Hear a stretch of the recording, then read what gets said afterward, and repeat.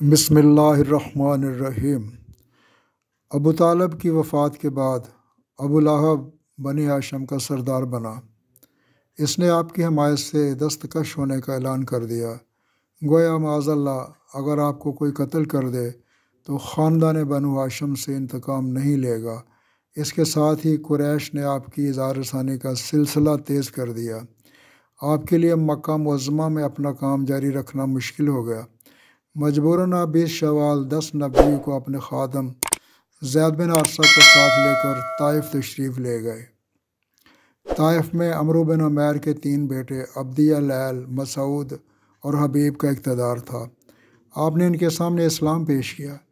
इन तीनों भाइयों ने आपकी न सिर्फ ये कि बात न सुनी बल्कि शहर के उबाशों को आपके पीछे लगा दिया, जिन्होंने पत्थर मार मार कर आपको ज़ख्मी करके शहर से बाहर निकाल दिया। आपको इस कदर पत्थर मारे गए कि आपके पाँव लहू लुहान हो गए और जूते पाँव के साथ चिपक गए। ताइफ से बाहर एक बाग में सस्ताने के लिए ठहरे। इस बेबसी के आलम में आपने अपने हाथ खुदा ताला के सामने दुआ के लिए उठाए और इन अल्फाज में दुआ शुरू की। इलाही, मैं तेरे पास अपनी कमज़ोरी और अपने वसाइल की कमी और लोगों की निगाहों में अपनी बेकदरी की शिकायत करता हूँ। आजमाइश का दौर गुज़र चुका था। दुआ की कबूलियत के आसार ज़ाहिर होना शुरू हुए।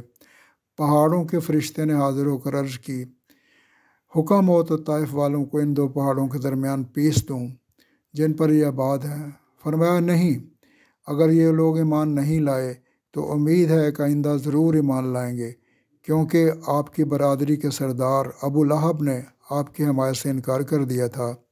इसलिए मक्का के करीब पहुंचकर आपने हज़रत खुदैजा रज़ी अल्लाह ताला अन्हा के एक रिश्तेदार मुतम बिन अदी को पैगाम भेजा कि मुझे अपनी हमायत में ले लो।